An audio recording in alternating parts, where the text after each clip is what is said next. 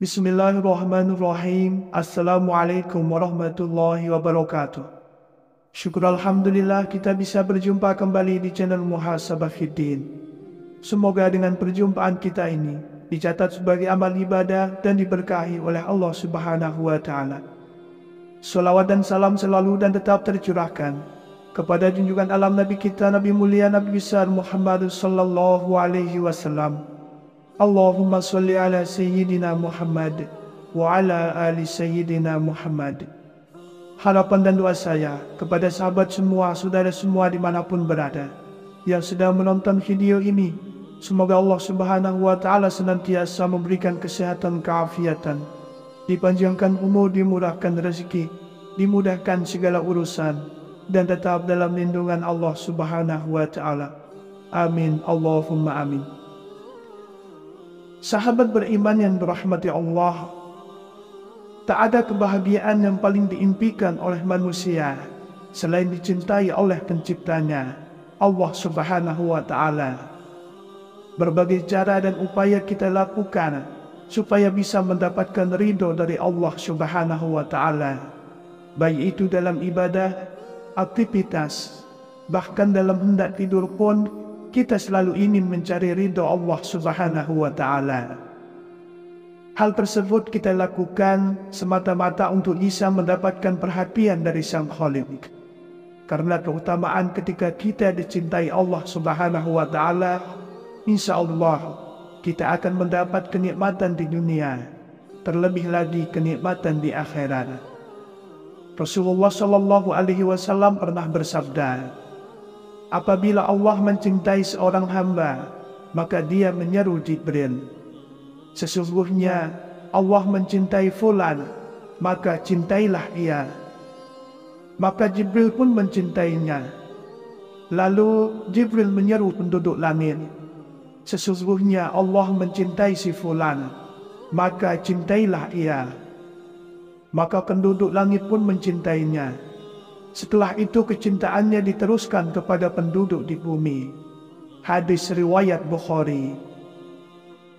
Sahabat beriman yang dirahmati Allah, lalu apa ciri-cirinya kalau kita disayang Allah? Yang pertama adalah dibukanya pintu amal soleh sebelum kematian. Rasulullah SAW pernah bersabda, apabila Allah menginginkan kebaikan kepada seorang hamba, Allah akan jadikan ia beramal. Dikatakan, apakah dijadikan beramal itu? Beliau bersabda, Allah bukakan untuknya amalan soleh sebelum meninggalnya, sehingga orang-orang yang berada di sekitarnya ridho kepadanya. Hadis riwayat Ahmad dan Al-Hakim. Dari hadis tersebut sudah jelas dikatakan bahwa jika Allah menghendaki kebaikan pada hambanya, maka Allah akan menjadikan hamba tersebut beramal soleh sebelum wafatnya, dan menjadikan hamba tersebut senantiasa bertaubat kepada Allah Subhanahu wa Ta'ala atas segala kesalahannya dalam setiap nafasnya. Sehingga ketika hamba yang dikehendaki Allah tersebut meninggal dunia, maka ia meninggal dalam keadaan husnul khatimah dan diampuni segala dosa-dosa yang dikerjakan semasa hidupnya di dunia. Sungguh sangatlah beruntung seorang hamba yang dicintai Allah Subhanahu wa Ta'ala tersebut. Lalu yang kedua, dipercepat sanksinya di dunia. Rasulullah Shallallahu Alaihi Wasallam pernah bersabda, apabila Allah menginginkan kebaikan kepada hambanya, Allah akan segerakan sanksinya untuknya di dunia. Dan apabila Allah menginginkan keburukan kepada hambanya, Allah akan membiarkan dosanya di dunia sampai Allah membalasnya di hari kiamat. Meski salah satu tanda seseorang yang dicintai Allah Subhanahu wa Ta'ala adalah dipercepat sanksinya di dunia, akan tetapi kita tidak dianjurkan untuk meminta kepada Allah agar dipercepat sanksi kita di dunia, karena belum tentu kita akan sanggup untuk menghadapinya. Ada kisah menarik yang mungkin bisa menjadi pelajaran untuk kita semua. Dikisahkan dari Anas radhiyallahu anhu, Rasulullah Shallallahu Alaihi Wasallam pernah menjenguk seorang laki-laki Muslim yang sedang sakit parah, sampai kurus dan lemah seperti seekor burung kecil. Kemudian Rasulullah Shallallahu Alaihi Wasallam bertanya kepadanya, apakah kamu pernah berdoa ataupun memohon sesuatu kepada Allah? Sahabat tersebut menjawab, ya, saya pernah berdoa, ya Allah, ya Tuhanku, apa yang akan Engkau siksakan kepadaku di akhirat kelak, maka segerakanlah siksa tersebut di dunia. Mendengar pengakuan itu, Rasulullah Shallallahu Alaihi Wasallam pun berkata, Subhanallah, mengapa kamu berdoa seperti itu? Tentu kamu tidak akan tahan. Mengapa kamu tidak berdoa, ya Allah, berilah kami kebaikan di dunia dan kebaikan di akhirat, serta peliharalah kami dari siksa neraka. Lalu Rasulullah Shallallahu Alaihi Wasallam berdoa kepada Allah untuk sahabat tersebut, dan akhirnya Allah pun menyembuhkannya. Hadis riwayat Muslim. Sahabat beriman yang dirahmati Allah, mungkin dari kisah tersebut kita sudah ada sedikit gambaran bahwasanya siksa akhirat sangatlah berat. Untuk itu, kita tidak dianjurkan untuk meminta sanksi siksaan tersebut semasa kita masih hidup di dunia. Akan tetapi, kita sangat dianjurkan untuk terus dan selalu berdoa memohon ampunan kepada Allah Subhanahu wa Ta'ala agar diberikan kebaikan di dunia maupun kebaikan di akhirat. Dan semoga kita semuanya bisa dijauhkan oleh Allah Subhanahu wa Ta'ala dari siksaan api neraka. Amin ya rabbal alamin. Yang ketiga, difaqihkan dalam urusan agama. Rasulullah Shallallahu Alaihi Wasallam pernah bersabda, barang siapa yang Allah inginkan kebaikan padanya, Allah akan faqihkan ia dalam agama. Hadis riwayat Bukhari dan Muslim. Yang dimaksud difaqihkan adalah pemahaman yang Allah Subhanahu wa Ta'ala berikan kepada seorang hamba, sehingga ia mendapat pemahaman yang lurus terhadap Al-Quran dan hadis, di mana kefakihan ini bersumber dari kebeningan hati dan dari akidah yang sahih. Karena saat hati dipenuhi dengan hawa nafsu, maka orang tersebut tidak akan dapat memahami Al-Quran dan hadis dengan benar. Lalu yang keempat, diberikan ujian. Rasulullah Shallallahu Alaihi Wasallam pernah bersabda, barang siapa yang Allah inginkan kebaikan, Allah akan memberinya musibah. Hadis riwayat Bukhari dan Ahmad. Sahabat beriman yang dirahmati Allah, musibah tidak selalu berkaitan dengan azab Allah yang ditimpakan kepada kita. Akan tetapi, musibah sebetulnya adalah ujian bagi seorang hamba untuk menguji tingkat ketakwaan kita kepada Allah Subhanahu wa Ta'ala. Rasulullah Shallallahu Alaihi Wasallam pernah bersabda, setiap cobaan yang dihadapi umatnya itu untuk menggugurkan dosa dan mengangkat derajatnya. Begitu juga dalam Quran surah At-Taghabun ayat 11. Allah Subhanahu wa Ta'ala sudah berfirman, tidak ada suatu musibah pun yang menimpa seseorang kecuali dengan izin Allah. Dan barang siapa yang beriman kepada Allah, niscaya dia akan memberi petunjuk kepada hatinya. Dan Allah Maha mengetahui segala sesuatu. Dalam ayat tersebut sudah jelas dikatakan bahwa semua ujian datangnya dari Allah Subhanahu wa Ta'ala. Dan bagi siapapun yang berserah diri ketika mendapat ujian dari Allah, maka Allah akan memberikan petunjuk kepada hati orang yang sedang diuji, supaya mendapatkan kebaikan dari suatu ujian tersebut. Untuk itu, apabila kita sedang diuji dengan pangkat atau jabatan, berendah hatilah atau tawadud, supaya kita terhindar dari kesombongan. Apabila kita sedang diuji dengan rezeki atau harta kekayaan, hendaknya kita semakin rajin untuk bersedekah, dan membantu orang-orang yang sedang dalam kesusahan. Dan apabila kita sedang diuji dengan umur panjang, maka hendaknya kita gunakan sisa umur tersebut untuk selalu berbuat kebaikan, memperbaiki amal perbuatan, dan terus memohon ampunan kepada Allah Subhanahu wa Ta'ala. Insya Allah, dengan cara seperti itu, kita bisa menjadi manusia yang dicintai Allah Subhanahu wa Ta'ala. Amin ya Rabbal Alamin. Kemudian yang kelima, diberikan kesabaran. Dalam hal ini pun Rasulullah SAW pernah bersabda, tidaklah seseorang diberikan dengan sesuatu yang lebih baik dan lebih luas dari kesabaran. Hadis riwayat Bukhari dan Muslim. Seperti yang kita tahu, kesabaran dalam keimanan bagaikan kepala dengan badan, yang artinya keduanya saling melengkapi. Begitu juga dengan iman seseorang. Iman tak akan hidup dalam diri kita kalau tanpa dibarengi dengan kesabaran. Dan untuk bisa menjalankan perintah Allah dan menjauhi setiap larangannya, iman dan kesabaran sangatlah diperlukan.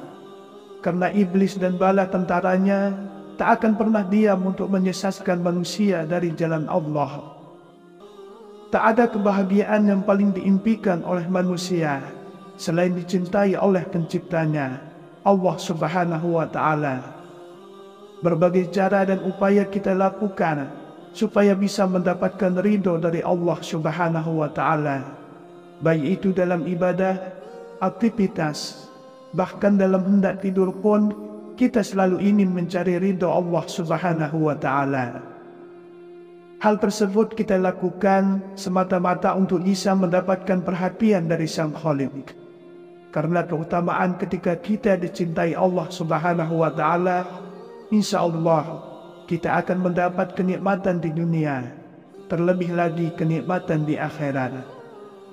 Rasulullah SAW pernah bersabda, apabila Allah mencintai seorang hamba, maka dia menyeru Jibril, sesungguhnya Allah mencintai fulan, maka cintailah ia. Maka Jibril pun mencintainya. Lalu Jibril menyeru penduduk langit, sesungguhnya Allah mencintai si fulan, maka cintailah ia. Maka penduduk langit pun mencintainya. Setelah itu kecintaannya diteruskan kepada penduduk di bumi. Hadis riwayat Bukhari. Sahabat beriman yang dirahmati Allah, lalu apa ciri-cirinya kalau kita disayang Allah? Yang pertama adalah dibukanya pintu amal soleh sebelum kematian. Rasulullah SAW pernah bersabda, apabila Allah menginginkan kebaikan kepada seorang hamba, Allah akan jadikan ia beramal. Dikatakan, apakah dijadikan beramal itu? Beliau bersabda, Allah bukakan untuknya amalan soleh sebelum meninggalnya, sehingga orang-orang yang berada di sekitarnya ridho kepadanya. Hadis riwayat Ahmad dan Al-Hakim. Dari hadis tersebut sudah jelas dikatakan bahwa jika Allah menghendaki kebaikan pada hambanya, maka Allah akan menjadikan hamba tersebut beramal soleh sebelum wafatnya, dan menjadikan hamba tersebut senantiasa bertaubat kepada Allah Subhanahu wa Ta'ala atas segala kesalahannya dalam setiap nafasnya. Sehingga ketika hamba yang dikehendaki Allah tersebut meninggal dunia, maka ia meninggal dalam keadaan husnul khatimah dan diampuni segala dosa-dosa yang dikerjakan semasa hidupnya di dunia. Sungguh sangatlah beruntung seorang hamba yang dicintai Allah Subhanahu wa Ta'ala tersebut. Lalu yang kedua, dipercepat sanksinya di dunia. Rasulullah SAW pernah bersabda, apabila Allah menginginkan kebaikan kepada hambanya, Allah akan segerakan sanksinya untuknya di dunia. Dan apabila Allah menginginkan keburukan kepada hambanya, Allah akan membiarkan dosanya di dunia sampai Allah membalasnya di hari kiamat.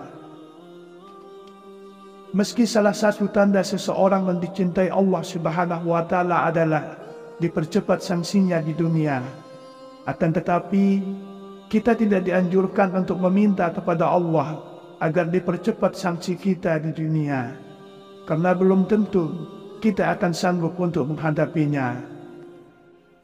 Ada kisah menarik yang mungkin bisa menjadi pelajaran untuk kita semua. Dikisahkan dari Anas radhiyallahu anhu, Rasulullah Shallallahu Alaihi Wasallam pernah menjenguk seorang laki-laki Muslim yang sedang sakit parah, sampai kurus dan lemah seperti seekor burung kecil. Kemudian Rasulullah Shallallahu Alaihi Wasallam bertanya kepadanya, "Apakah kamu pernah berdoa ataupun memohon sesuatu kepada Allah?" Sahabat tersebut menjawab, "Ya, saya pernah berdoa. Ya Allah, ya Tuhanku, apa yang akan Engkau siksakan kepadaku di akhirat kelak, maka segerakanlah siksa tersebut di dunia." Mendengar pengakuan itu, Rasulullah Shallallahu Alaihi Wasallam pun berkata, "Subhanallah, mengapa kamu berdoa seperti itu? Tentu kamu tidak akan tahan. Mengapa kamu tidak berdoa, ya Allah, berilah kami kebaikan di dunia dan kebaikan di akhirat, serta peliharalah kami dari siksa neraka." Lalu Rasulullah Shallallahu Alaihi Wasallam berdoa kepada Allah untuk sahabat tersebut, dan akhirnya Allah pun menyembuhkannya. Hadis riwayat Muslim. Sahabat beriman yang dirahmati Allah, mungkin dari kisah tersebut kita sudah ada sedikit gambaran bahwasanya siksa akhirat sangatlah berat. Untuk itu kita tidak dianjurkan untuk meminta sanksi siksaan tersebut semasa kita masih hidup di dunia. Akan tetapi kita sangat dianjurkan untuk terus dan selalu berdoa memohon ampunan kepada Allah Subhanahu wa Ta'ala agar diberikan kebaikan di dunia maupun kebaikan di akhirat. Dan semoga kita semuanya bisa dijauhkan oleh Allah Subhanahu wa Ta'ala dari siksaan api neraka. Amin ya rabbal alamin. Yang ketiga, difaqihkan dalam urusan agama. Rasulullah Shallallahu Alaihi Wasallam pernah bersabda, "Barang siapa yang Allah inginkan kebaikan padanya, Allah akan faqihkan ia dalam agama." Hadis riwayat Bukhari dan Muslim. Yang dimaksud difaqihkan adalah pemahaman yang Allah Subhanahu wa Ta'ala berikan kepada seorang hamba, sehingga ia mendapat pemahaman yang lurus terhadap Al-Quran dan hadis, di mana kefakihan ini bersumber dari kebeningan hati dan dari akidah yang sahih. Karena saat hati dipenuhi dengan hawa nafsu, maka orang tersebut tidak akan dapat memahami Al-Quran dan hadis dengan benar. Lalu yang keempat, diberikan ujian. Rasulullah Shallallahu Alaihi Wasallam pernah bersabda, "Barang siapa yang Allah inginkan kebaikan, Allah akan memberinya musibah." Hadis riwayat Bukhari dan Ahmad. Sahabat beriman yang dirahmati Allah, musibah tidak selalu berkaitan dengan azab Allah yang ditimpakan kepada kita. Akan tetapi, musibah sebetulnya adalah ujian bagi seorang hamba untuk menguji tingkat ketakwaan kita kepada Allah Subhanahu wa Ta'ala. Rasulullah Shallallahu Alaihi Wasallam pernah bersabda, "Setiap cobaan yang dihadapi umatnya itu untuk menggugurkan dosa dan mengangkat derajatnya." Begitu juga dalam Quran surah At-Taghabun ayat 11. Allah Subhanahu wa Ta'ala sudah berfirman, "Tidak ada suatu musibah pun yang menimpa seseorang kecuali dengan izin Allah. Dan barang siapa yang beriman kepada Allah, niscaya dia akan memberi petunjuk kepada hatinya. Dan Allah Maha mengetahui segala sesuatu." Dalam ayat tersebut sudah jelas dikatakan bahwa semua ujian datangnya dari Allah Subhanahu wa Ta'ala. Dan bagi siapapun yang berserah diri ketika mendapat ujian dari Allah, maka Allah akan memberikan petunjuk kepada hati orang yang sedang diuji, supaya mendapatkan kebaikan dari suatu ujian tersebut. Untuk itu, apabila kita sedang diuji dengan pangkat atau jabatan, berendah hatilah atau tawadud, supaya kita terhindar dari kesombongan. Apabila kita sedang diuji dengan rezeki atau harta kekayaan, hendaknya kita semakin rajin untuk bersedekah dan membantu orang-orang yang sedang dalam kesusahan. Dan apabila kita sedang diuji dengan umur panjang, maka hendaknya kita gunakan sisa umur tersebut untuk selalu berbuat kebaikan, memperbaiki amal perbuatan, dan terus memohon ampunan kepada Allah Subhanahu wa Ta'ala. Insya Allah, dengan cara seperti itu, kita bisa menjadi manusia yang dicintai Allah Subhanahu wa Ta'ala. Amin ya Rabbal Alamin. Kemudian yang kelima, diberikan kesabaran. Dalam hal ini pun Rasulullah SAW pernah bersabda, tidaklah seseorang diberikan dengan sesuatu yang lebih baik dan lebih luas dari kesabaran. Hadis riwayat Bukhari dan Muslim. Seperti yang kita tahu, kesabaran dalam keimanan bagaikan kepala dengan badan, yang artinya keduanya saling melengkapi. Begitu juga dengan iman seseorang. Iman tak akan hidup dalam diri kita kalau tanpa dibarengi dengan kesabaran. Dan untuk bisa menjalankan perintah Allah dan menjauhi setiap larangannya, iman dan kesabaran sangatlah diperlukan. Karena iblis dan bala tentaranya tak akan pernah diam untuk menyesatkan manusia dari jalan Allah. Wallahu a'lam. Wassalamualaikum warahmatullahi wabarakatuh.